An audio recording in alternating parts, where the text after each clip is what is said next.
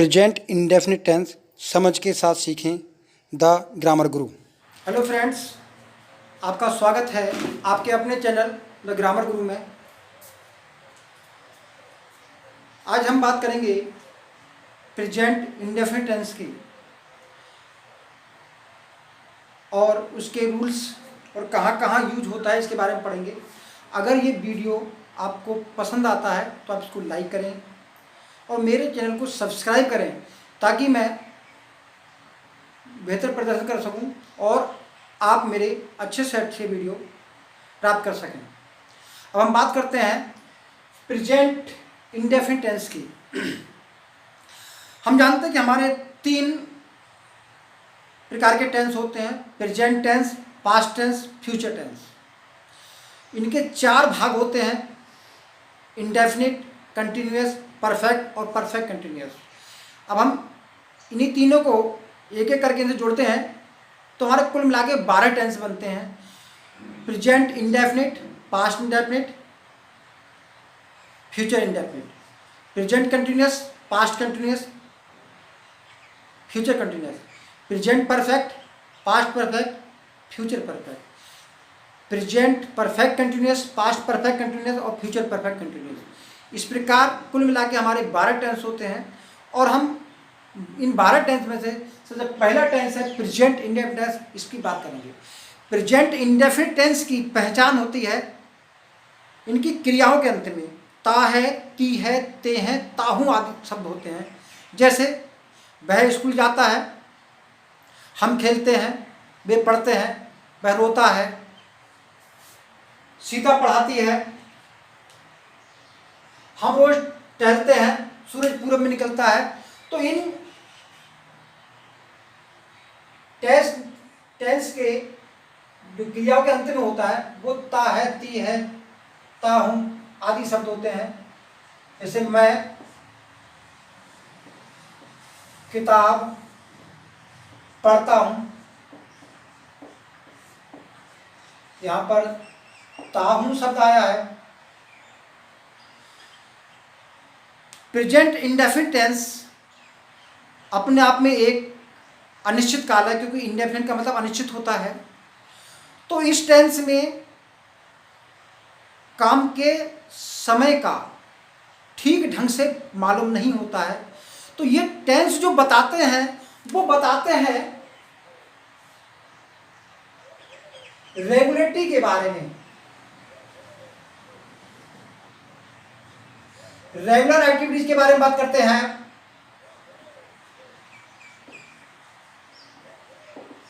Professional activities के बारे में बात करते हैं,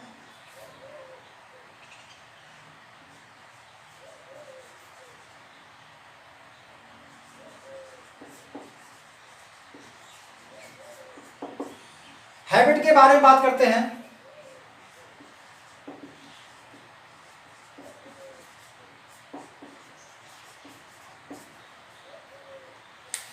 तो इस टेंस से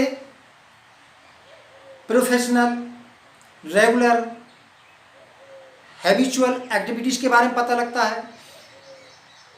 इस टेंस के बाद universal truth, common statement, scientific fact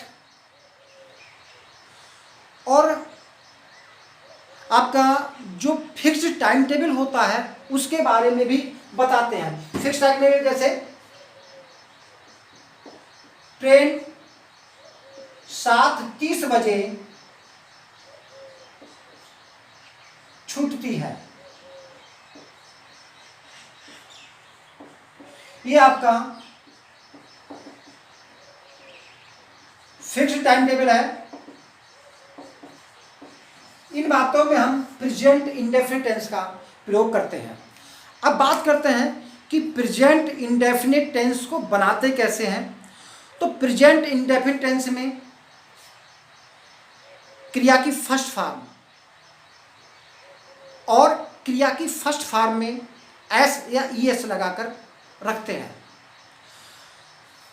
तो क्रिया की फर्स्ट फॉर्म या क्रिया की फर्स्ट फॉर्म में क्रिया की फर्स्ट फॉर्म में एस या एस लगाकर रखते हैं। तो कर्ता के बाद तुरंत क्रिया को लगा देना, कर्ता के अनुसार क्रिया को लगा देना ही हमारा रूल बन जाता है। अब हम बात करते हैं इस नोट की, जो हमेशा टेंस की जान होती है, इसको हमेशा ध्यान रखेंगे। जैसा कर्ता वैसी क्रिया, एक वचन कर्ता एक वचन क्रिया, बहुवचन कर्ता बहुवचन क्रिया। सिंगुलर सब्जेक्ट के साथ सिंगुलर वर्ब प्रयोग होती है, प्लूरल सब्जेक्ट के साथ प्लूरल वर्ब प्रयोग होती है।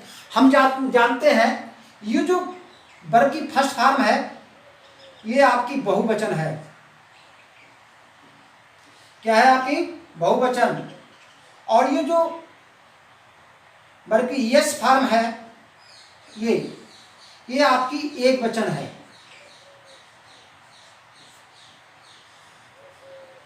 तो कहने का मतलब है एक वचन कर्ता के साथ ये क्रिया है और बहुवचन कर्ता के साथ वर्ब की फर्स्ट फॉर्म। एक वचन कर्ता के साथ वर्ब की फर्स्ट फॉर्म में एस एस और बहुवचन कर्ता के साथ वर्ब की फर्स्ट फॉर्म हम सब्जेक्ट के अनुसार लगा देंगे। तो कहने का मतलब है जैसा हमारा कर्ता होगा वैसी हम क्रिया लगाएंगे। एक वचन कर्ता के साथ हम एक वचन क्रिया का प्रयोग करेंगे और बहुवचन कर्ता के साथ हम बहुवचन क्रिया का प्रयोग करेंगे। तो ये तो हमारा एक बेसिक इसका रूल हो गया। अब हम बात करते हैं कि क्रिया एक वचन और बहुवचन कौन सी होती है। देखिए, जो वर्ब की फर्स्ट फॉर्म है, किसी भी वर्ब की फर्स्ट फॉर्म ये क्या होती है? आपकी प्लूरल वर्ब होती है।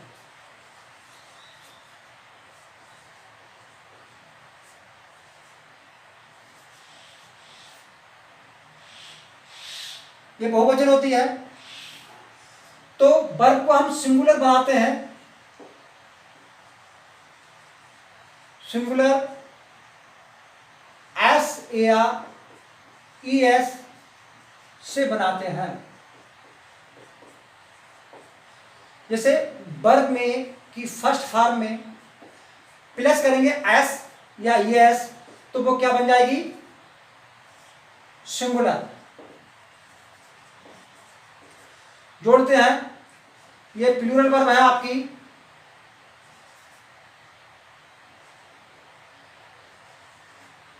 कौन सी होती है? वर्ब की फर्स्ट फॉर्म।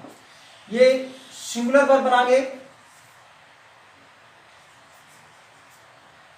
देखिए, गो goes, right rights, play place. हम क्रिया की फर्स्ट फॉर्म में एस या एस लगा करके सिंगुलर बना देते हैं। तो ये सिंगुलर सब्जेक्ट के साथ प्रयोग होंगी और ये प्लूरल सब्जेक्ट के साथ प्रयोग होंगी। तो सिंगुलर सब्जेक्ट कौन से होते हैं? सिंगुलर होते हैं हमारे third person, he see it, और एक व्यक्ति होगा, एक व्यक्ति। और जो हमारे प्लूरल सब्जेक्ट होते हैं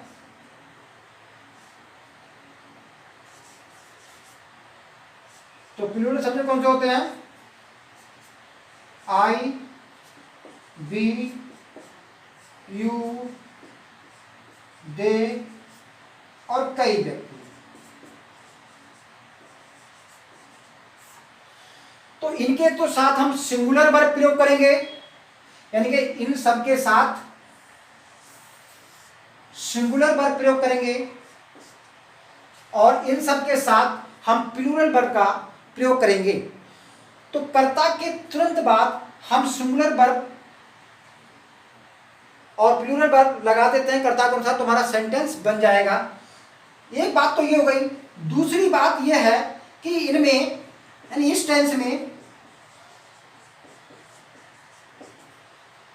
इज, एम, आर जो कि है हूं है को बताता है, नहीं लगता, क्योंकि वर्ब की फर्स्ट फॉर्म ही इस टेंस का बेसिक रूल है। तो ये हुए हमारे अफर्मेटिव सेंटेंस। अब हम इन सेंटेंस को बनाते हैं। यहां तक आप स्क्रीनशॉट ले सकते हैं। मैं इस सब एरिया को उसको मिटाने जा रहा हूं, ये लिखा रहेगा, इसको स्क्रीनशॉट करके नोट कर लेना।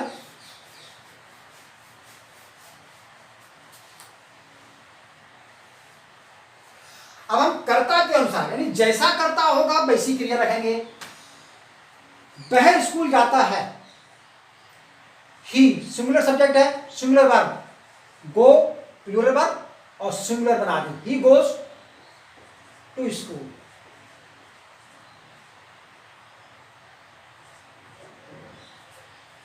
सीता पढ़ाती है, सीता टीचेस, सिंगुलर सब्जेक्ट के साथ सिंगुलर वर्ब एस लगाकर सिंगुलर बनाना। हम रोज चलते हैं, बी वॉक, प्लूरल सब्जेक्ट है, प्लूरल वर्ब, डेली। सूरज पूर्व में निकलता है, सूरज एक वचन करता है तो एक वचन क्रिया प्रयोग होगी, the sun rises in the east. मैं किताब पढ़ता हूं, आई आपका फर्स्ट पर्सन है तो इसके साथ फर्स्ट फॉर्म ही लगेगी, यानी प्लूरल वर्ब लगेगी। I read a book.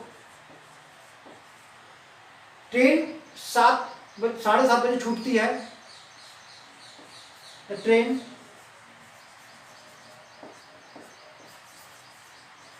Leaves eight 7:30। एक बात और जान लेते हैं कि हमारे जो वर्ब सिंगुलर बनाते हैं तो किस वर्ब के साथ एस लगाते हैं, किस वर्ब के साथ ये लगाते हैं। वर्ब एंड्स होती हैं आपकी एस से, सी एच से, एस एच से या एक्स से, तो हम इसको क्या बनाएंगे, बराबर ई एस लगाएंगे। तो कैसे लगाएंगे, C A T C H, catch लगाए प्लस ई एस जोड़ देंगे,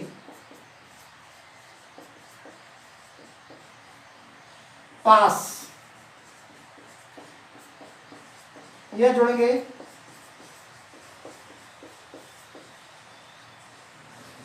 पासेस। अब हम बात करते हैं इसके नेगेटिव सेंटेंस की। तो नेगेटिव में एक बात हमेशा नोट कर लें, मैं इसे मिटाने जा रहा हूं, आप इसको नोट कर चुके होंगे।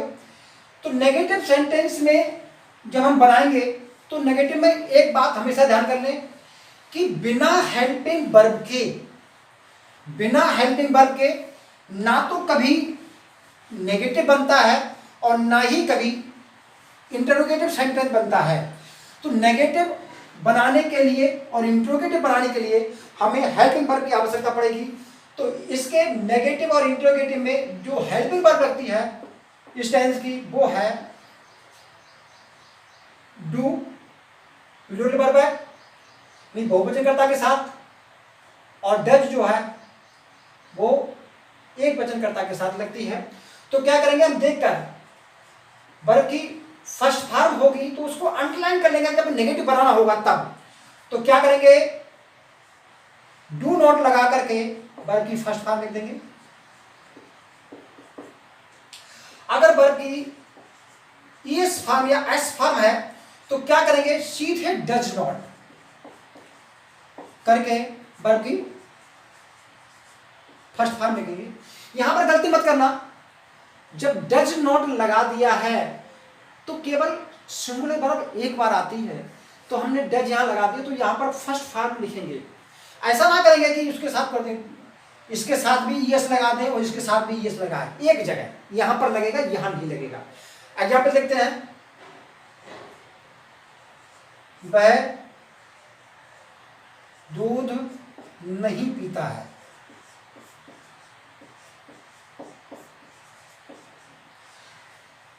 ही सिंगुलर है तो क्या लगेगा, डज नॉट। Drink milk.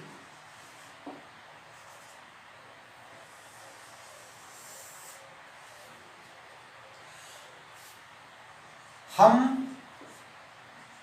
बाजार नहीं जाते हैं।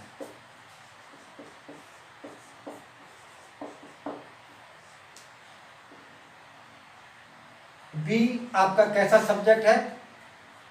बहुवचन है, तो हम क्या करेंगे? Do not.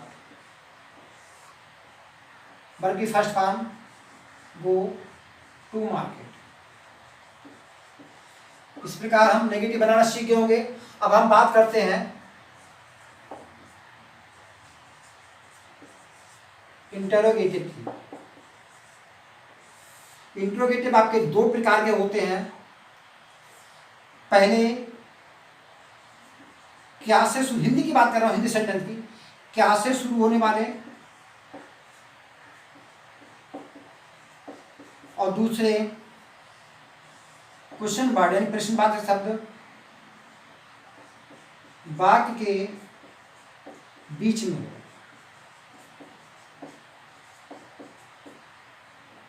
इसको हम हेल्पिंग वर्ब वाले सेंटेंस बोलते हैं और इसको क्या बोलते हैं? Question word. तो दो प्रकार के हमारे इंटरोगेटिव सेंटेंस होते हैं। जैसा कि हमने बताया कि बिना हेल्पिंग वर्ब के, ये नोट कर लें, ये नोट कर लें, बिना हेल्पिंग वर्ब के कभी भी कोई टेंस नेगेटिव या इंटेरोगेटिव नहीं बनाया जाता।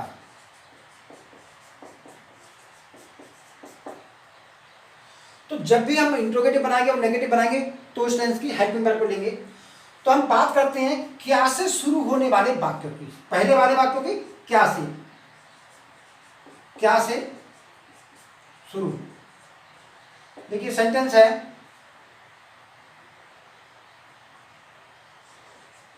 क्या तुम पढ़ते हो? क्वेश्चन मार्क लगाएंगे। तो क्या करते हैं?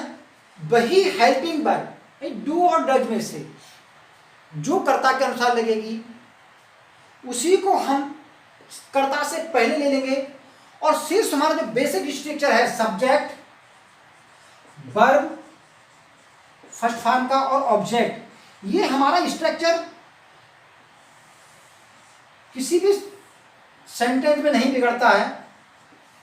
सब्जेक्ट, वर्ब की फर्स्ट फॉर्म जो ऑब्जेक्ट है इससे पहले कर्ता के अनुसार यानी कि जैसा कर्ता होगा उसके अनुसार यहां पर हेल्पिंग वर्ब ले लेंगे।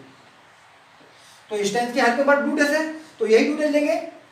तो कर्ता बहुवचन है तो बहुवचन हेल्पिंग वर्ब लेंगे यानी कि डू लेंगे, डू यू रीड। ये हमारा सेंटेंस बना। एक और बना लेते हैं।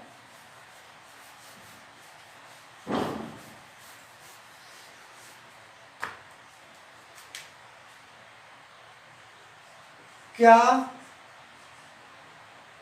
तुम वाला हो गया। तो क्या वह पढ़ता है, यहां पर सब्जेक्ट वह हो गया। तो यहां पर क्या ले लेंगे? सब्जेक्ट के अनुसार singular helping verb does he read. यहां हम रीड्स नहीं करेंगे क्योंकि हम पहले सिंगुलर वर्ब ले चुके हैं। अब बात करते हैं क्वेश्चन वर्ड से शुरू। ये कौन कौन से होते हैं क्वेश्चन वर्ड? ये एक आम कह सकते हैं, कॉमन कर सकते हैं और सब्जेक्ट वाला। ये दो प्रकार के क्वेश्चन वर्ड होते हैं। एक कॉमन तो होते हैं वाई, व्हेन, वेयर, हाउ, और सब्जेक्ट जो काम करते हैं वो करते हैं हु, व्हाट, विच, ये सब्जेक्ट का काम करते हैं। तो जो बेसिक स्ट्रक्चर हमने बताया, कभी भी हमारा बेसिक स्ट्रक्चर ये नहीं बिगड़ता, यानी कि सब्जेक्ट, वर्ब की फर्स्ट फॉर्म और ऑब्जेक्ट ये हमेशा रहेगा। केवल इस बेसिक स्ट्रक्चर से पहले इस टेंस की हेल्पिंग वर्ब और क्वेश्चन वर्ड रख देंगे तो हमारा इंट्रोगेटिव सेंटेंस बन जाएगा। यही नहीं, किसी भी टेंस में यदि यही प्रोसेस अपनाते हैं, किसी भी टेंस में ये प्रोसेस अपनाते हैं, यानी कि सब्जेक्ट वर्ब ऑब्जेक्ट से पहले उस टेंस की क्वेश्चन वर्ड और हेल्पिंग वर्ब रख देते हैं तो हमारा इंट्रोगेटिव सेंटेंस बन जाता है। एग्जाम्पल देख लेते हैं, तुम कहां रहते हो?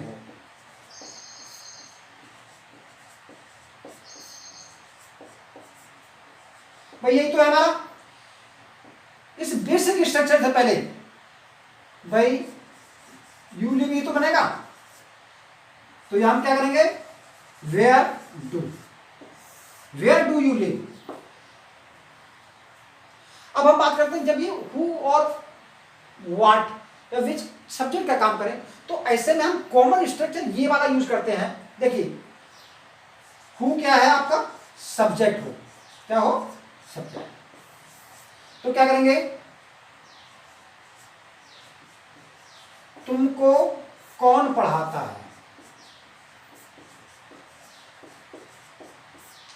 तो यहां पर कॉमन स्ट्रक्चर फॉलो होगा, ये वाला common structure subject verb object वाला यहां फॉलो करेंगे।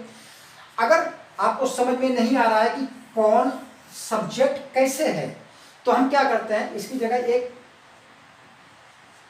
नाउन रख देते हैं। भाई हमने क्या किया, हमने इसकी जगह एक कौन की जगह नाम रख दिया। तो देखें कैसे, तुमको राम पढ़ाता है, तुमको राम पढ़ाता है, तो यहां पर कौन करता हो गया। तो भाई सेम जैसे इस सेंटेंस को बनाएंगे वैसे हम इस सेंटेंस को बनाएंगे। तो हु वर्ब की फॉर्म सब्जेक्ट के साथ टीचर्स यू, ये हमारे इंट्रोगेटिव सेंटेंस हुए। अब हम कुछ एडवांस चीज़ों के बारे में बात कर लेते हैं जो इस टेंस में प्रयोग होती हैं। कुछ वर्ड्स ऐसे हैं जो इस टेंस में प्रयोग होते हैं, जैसे वो शब्द दर्शाते हैं हाउ ऑफन, प्रायः, जैसे हाउ ऑफन, यानी कि जो फ्रीक्वेंसी को दर्शाते हैं उन शब्दों का कौन कौन से होते हैं? Always, never, ever,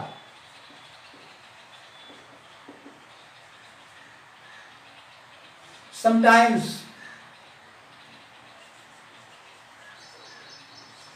daily, once a week, month. तो ये काम की फ्रीक्वेंसी को दर्शाते, काम की रेगुलरिटी को बताने वाले शब्द हैं। ऑलवेज काम की रेगुलरिटी को दर्शाता है, नेवर काम की इरेगुलरिटी को दर्शाता है। तो जो रेगुलरिटी ये काम को दर्शाते हैं, यानी रेगुलरिटी को दर्शाते हैं, काम के होने को दर्शाते हैं, ऐसे और प्रेजेंट इंडेफिनिट टेंस में प्रयोग होते हैं। इनको हमेशा वर्ब से पहले रखते हैं। वह हमेशा यहां आता है, he often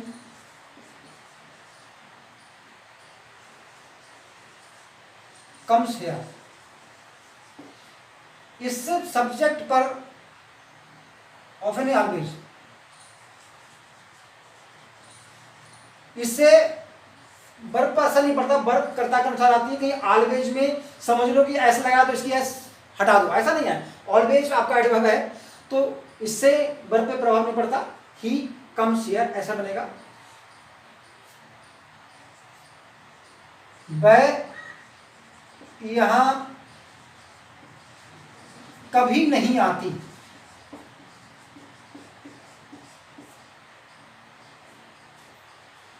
शी नेवर। यहां नेवर पर ध्यान दीजिए, वाक्य नेगेटिव है लेकिन डू नॉट या डज नॉट नहीं है, तो यहां पर वर्ब जो है वो सिंगुलर आएगी।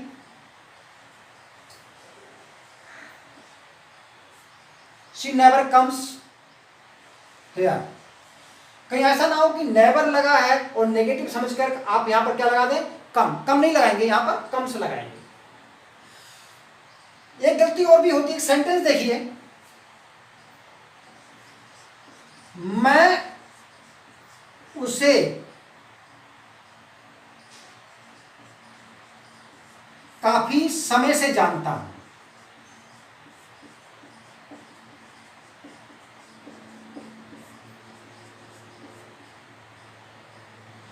ये सेंटेंस है जो दर्शा रहा है हाउ लॉन्ग को। हम हाउ लॉन्ग के बारे में बात कर रहे हैं कि कितने लंबे समय से। तो जब हाउ लॉन्ग की बात हो रही है, हाउ लॉन्ग की बात हो रही है, तो ऐसे में हम परफेक्ट का प्रयोग करते हैं, ना कि प्रेजेंट इंडेफिनिट का, ना कि इंडेफिनिट का। तो अब ये कैसे बनेगा, आई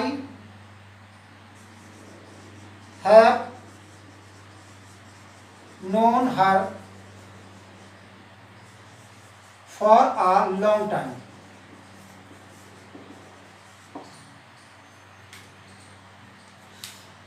एक बात तो हो गई हमारी ये। अब हम दूसरी बात कर लेते हैं।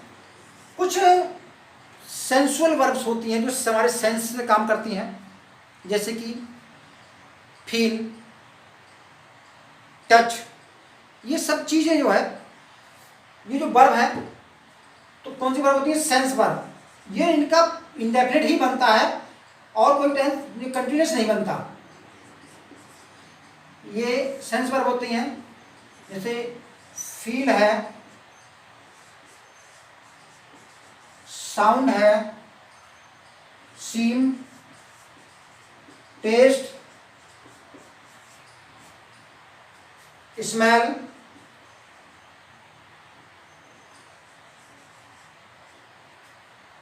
अब कुछ स्टेट वर्ब भी होती हैं,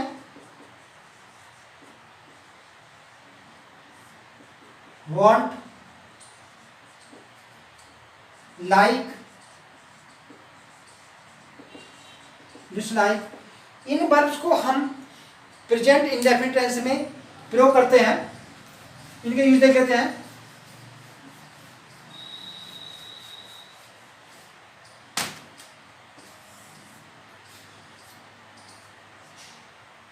आई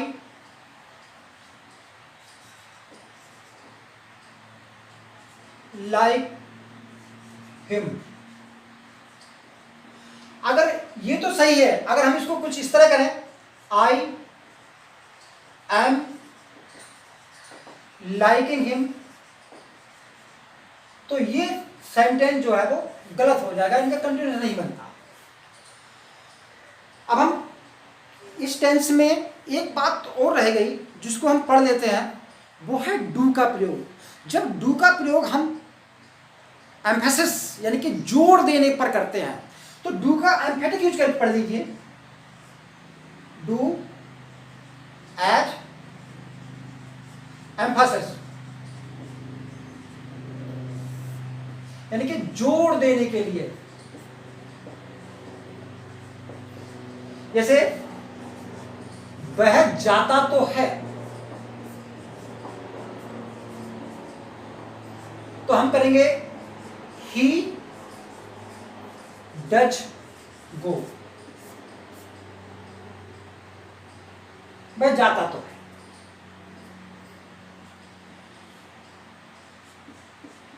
मैं अपना काम पूरा करता तो हूं।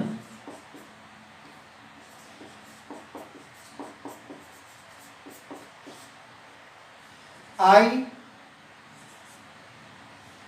Do complete my work. तो यहां ध्यान रखिए। अब थोड़े से कॉमन एरर्स की बात कर लेते हैं।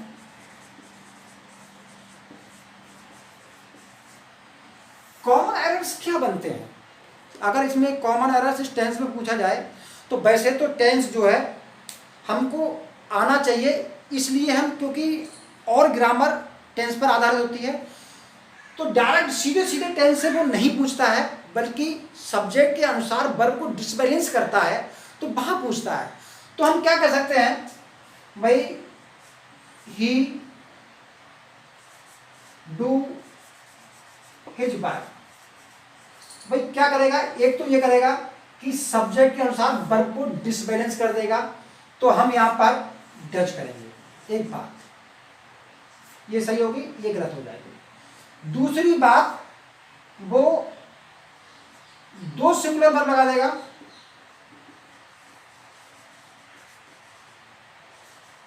दो सिंगुलर वर्ब लगा देगा। कैसे कैसे लगाएगा? Does he plays hockey. तो हमें देखिए जबल लगा दी, तो हम आपने क्या करेंगे? प्लेज सही करेंगे और प्लेज को, तो ऐसी कमियां दे सकता है। और एक इस प्रकार का जो हाउलाम वाला है वो दे सकता है। अब हमारा प्रेजेंट इंडेफिनिट टेंस यहीं समाप्त होता है। आगे वाले वीडियो में हम प्रेजेंट कंटिन्यूअस टेंस की बात करेंगे। Thank you and all the best.